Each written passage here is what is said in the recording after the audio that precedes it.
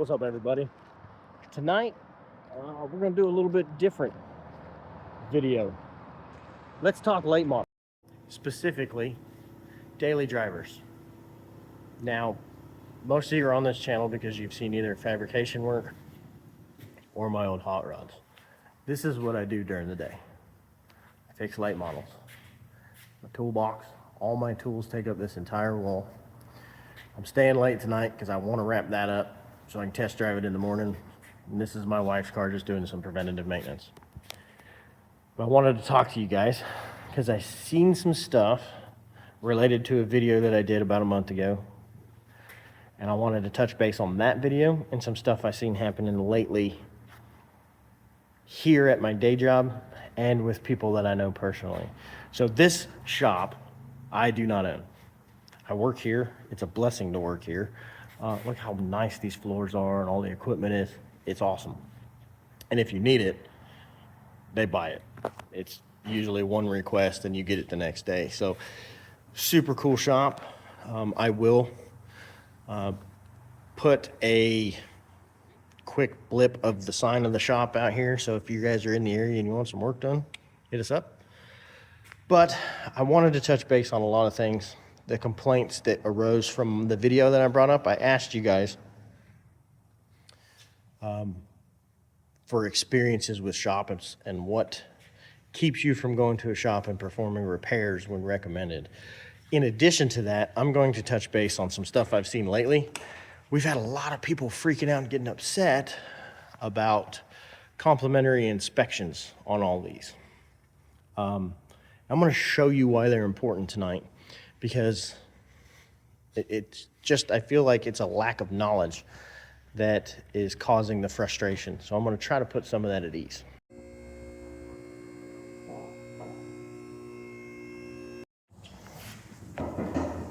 Shaky, shaky.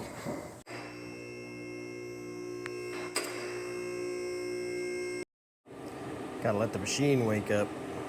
All right, while that's waking up, let me just touch base on a couple things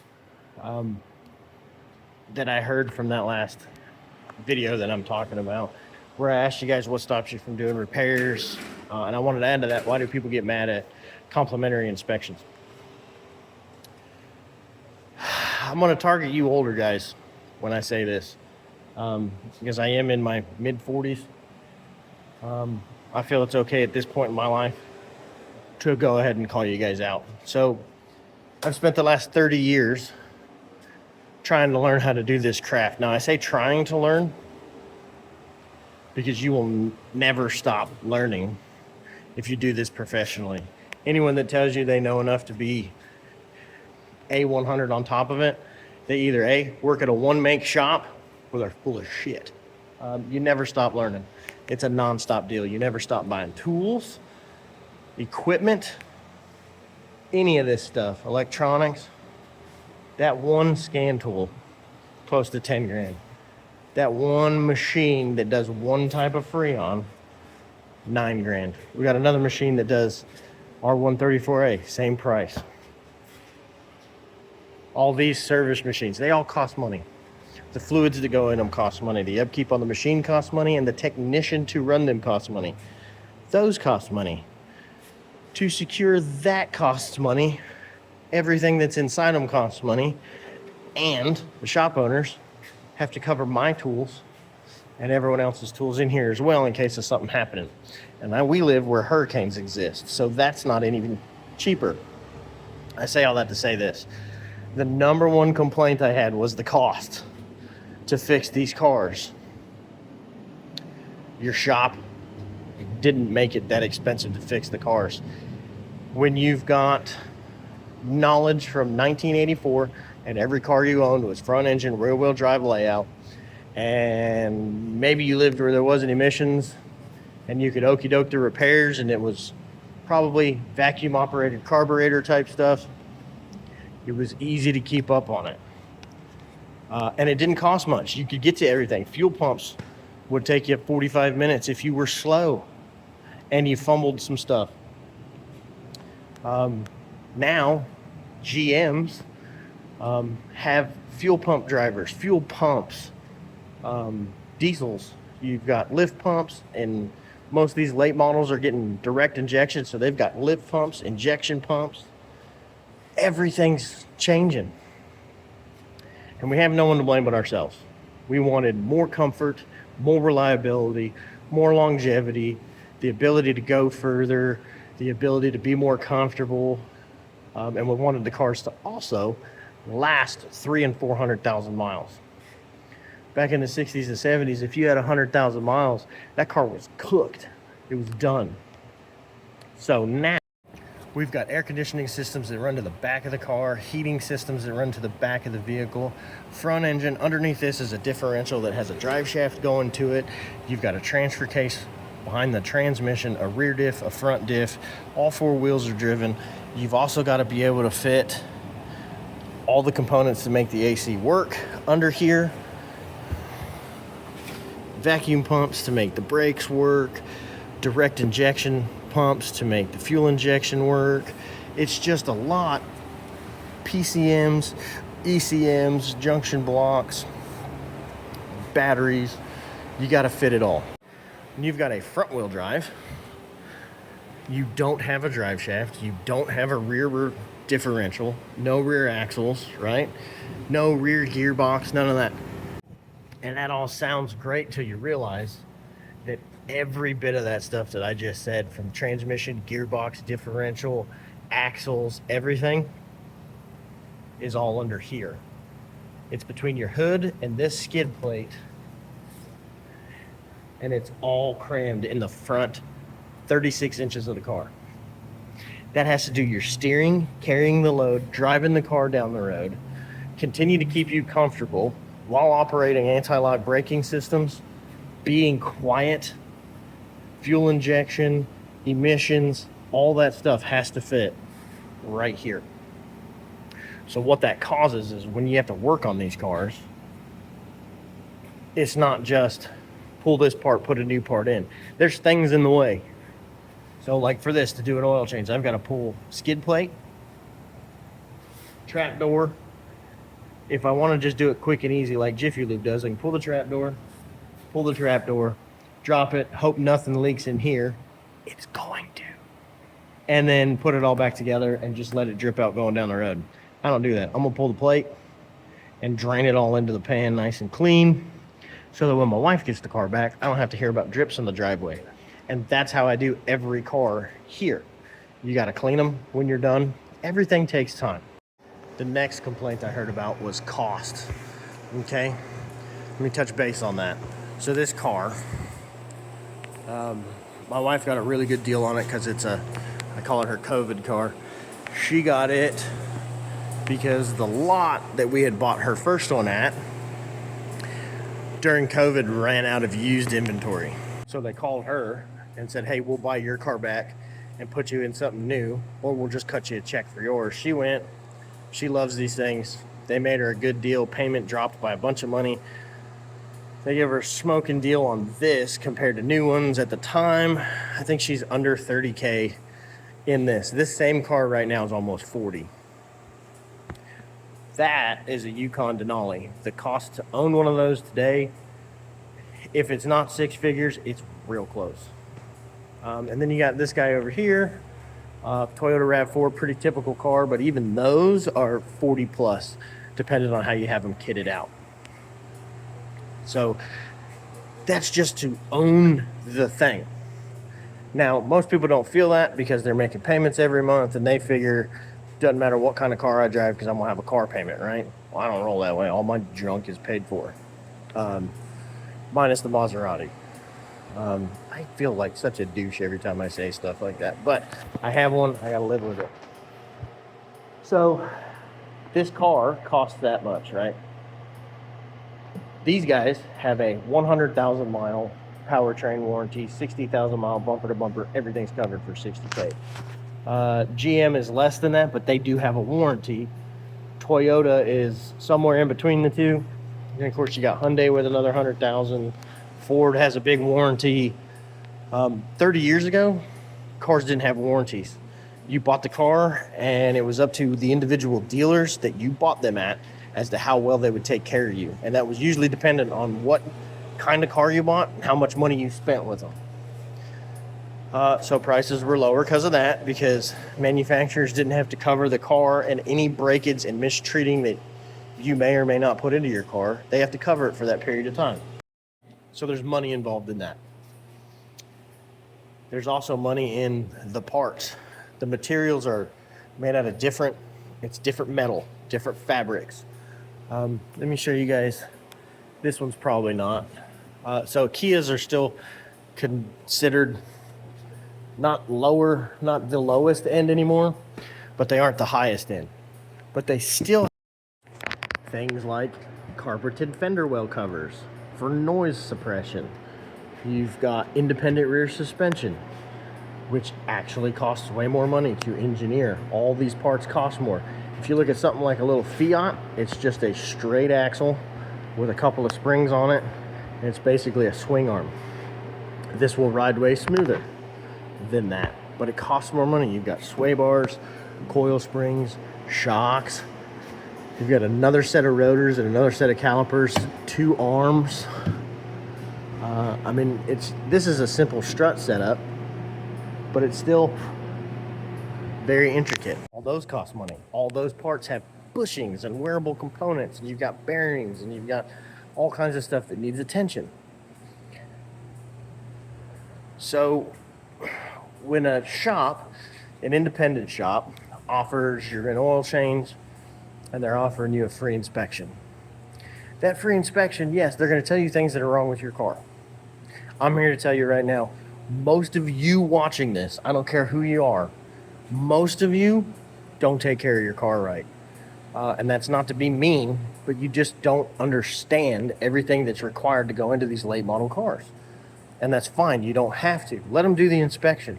An inspection does not dictate a required repair. It's just for your knowledge. Now, what it can do is catch problems before they become dangerous. Brakes, suspension, bearings, exhaust leaks can even make your engine run poor. Again, these things are super intricate. And this is, again, the Kia, super simple. But let's say right up there, after that catalytic converter, there's a flange right there. Let's say that flange is leaking. There's a sensor right after it.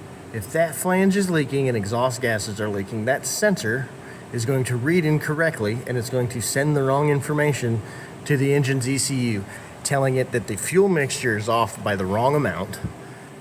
The ECM is going to change the way that it's fueling and the timing of the electronic ignition.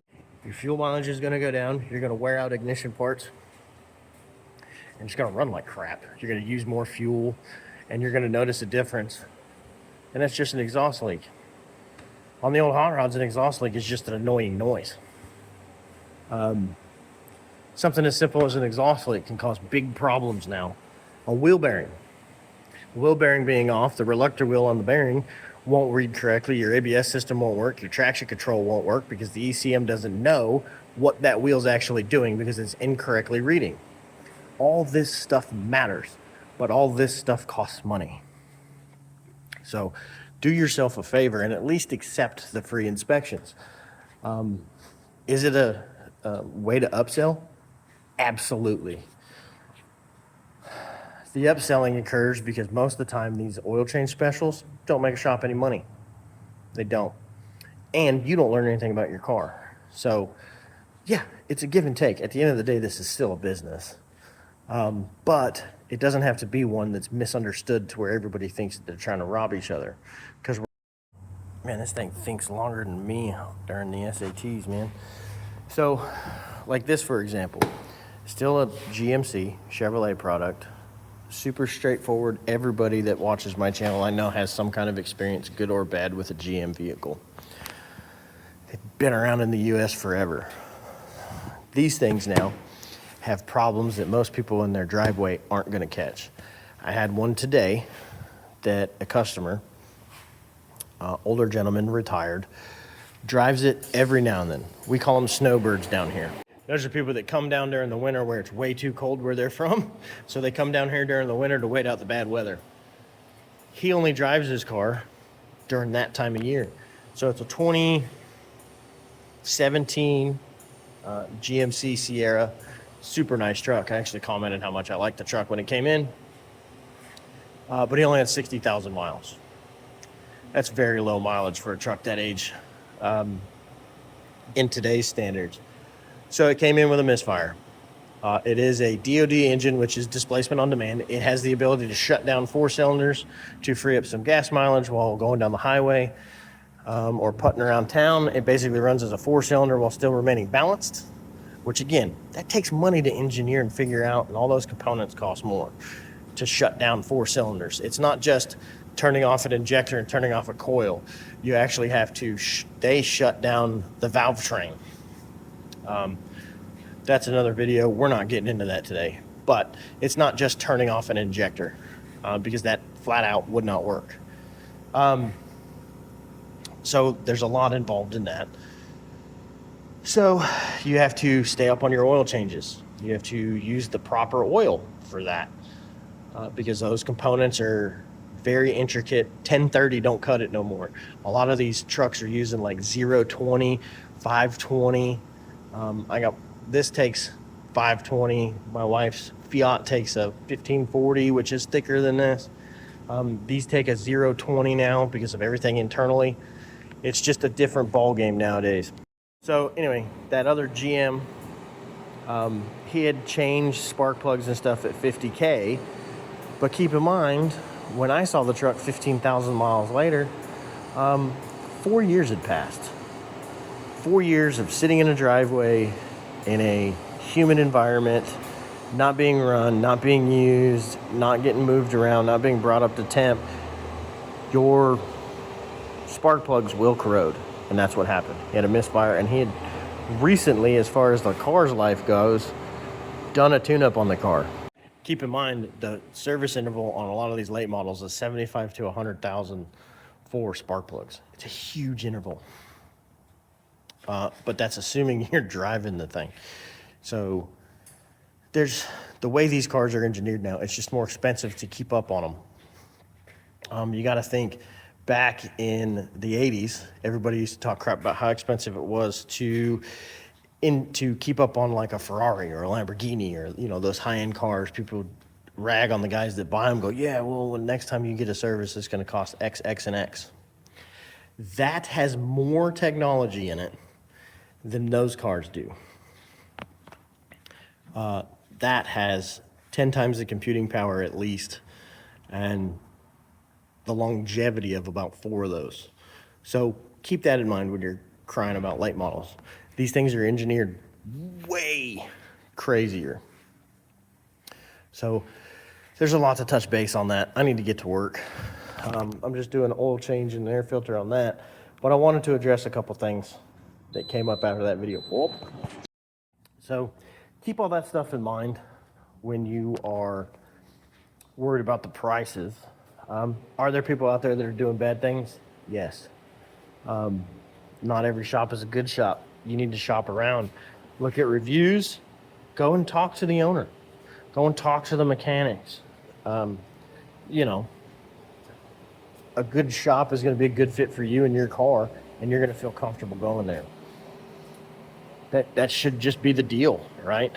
At the end of the day, mechanics and technicians, we are in the service industry, and we should be here to help you. I've said it before, and I'll say it again. If a person gets into this business with the sole intention of getting rich, they're going to fail. That's not why you should be here. We are here to fix cars and help you guys out.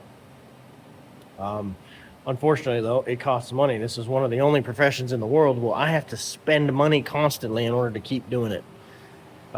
Again, not cheap, not cheap, not cheap. Definitely not cheap. To keep those going every time that a manufacturer comes out with a new system or a cool new way of doing things, we have to learn how to do it and then buy the tools associated with repairing and upkeeping it. So there's a lot to do there. The other thing I want you guys to keep in mind is just know that for the most part, we're not out to get you. We are here to help you fix your car. We didn't design it. We didn't break it. And it's not our fault what is broken. We're just going to tell you what it is. It's also one of the only professions that we are expected to have a 100% success rate. I'm also going to tell you, not always going to happen. Not every shop has that high of an expectation of their employees, unfortunately, and they're okay with comebacks every now and then. We at this shop strive for 100% satisfaction and 0% comeback. Unfortunately, you can't make everybody happy because there's a lack of education on some subjects, a lack of knowledge on others. And I like to be fully transparent, and so does Justin. We're here to fix cars, man. That's it. So as far as cost goes, hopefully I've covered that. The frustration with getting free inspections, I will never understand that. Because I know for a fact most people are not putting their car in the air like this, walking around underneath it and physically touching and shaking things like wheel bearings, physically inspecting the brake linings. All these tires will come off, get rotated tonight, and I'll be looking at the brakes all the way around the car. Most people don't know that your brake fluid has to get flushed every 36 months. It's the only fluid on a car that's known as hygroscopic. It actually pulls moisture out of the air. When you look in your master cylinder and it's turning into apple cider or black, it's too late. You need to flush the entire system. Your life actually depends on it.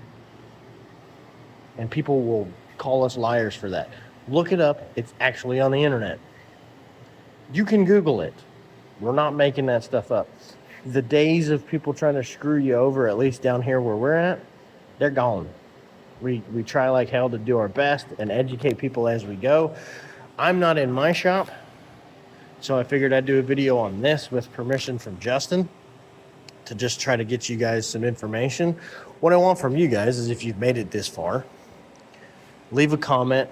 I'll do more of these videos on the late model stuff and try to touch base on some of the things that are brought up in the comments.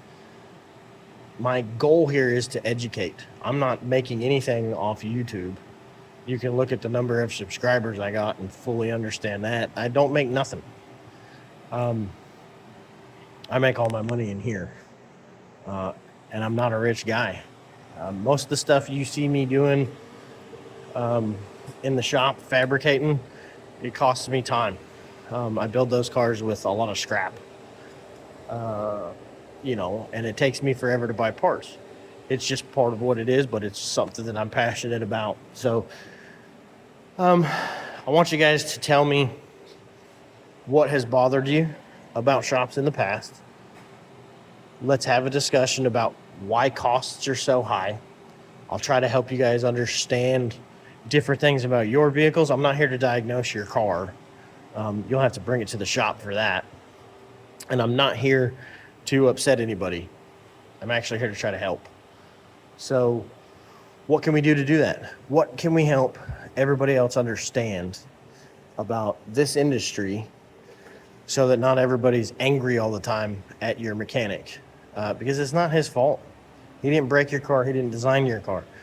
We didn't set the price on parts. We don't set the price on fluids. We didn't put the part where it's located on your car and make it that hard to get out of the car.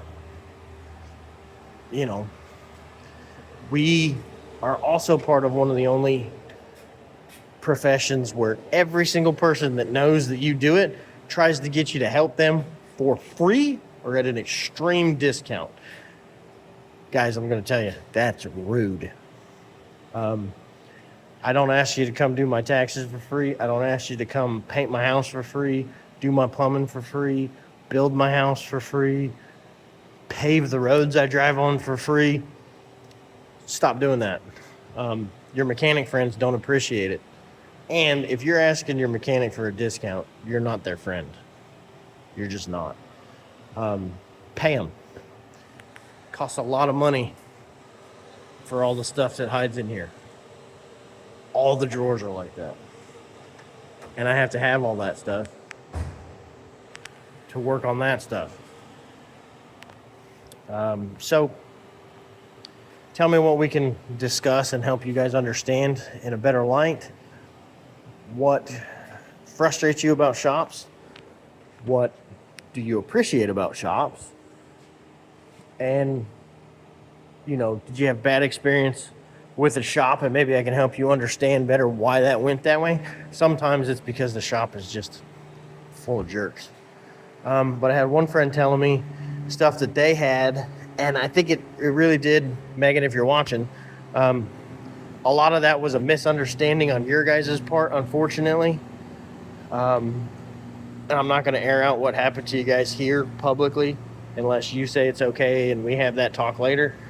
But I'd like to do some live Q&A stuff at some point on some of these things so that I can answer your questions in real time.